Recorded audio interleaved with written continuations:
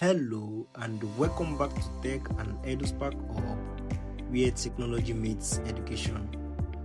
To create a new project for our playlist, we have to go to this free horizontal line at the top as shown on the screen, and once we click on it, we can click on New Project, and we can name the project Arch 5 Playlist because it will contain everything we'll be learning in this playlist.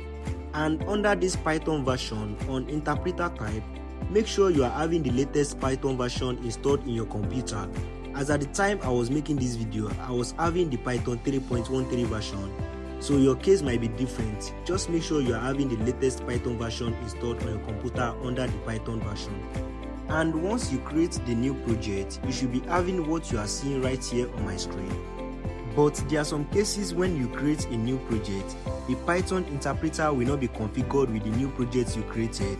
And to be sure that everything is all working good, all you just have to do is to click on the three horizontal line again, and once you click on it, you can navigate to the settings, and once you click on the settings, you can look for the name of your project, and once you found your project, you can click on your project, and when you click on your project, make sure under the Python interpreter, when you click on the Python interpreter as shown on the screen, make sure you are having the latest version of the Python interpreter installed on your computer.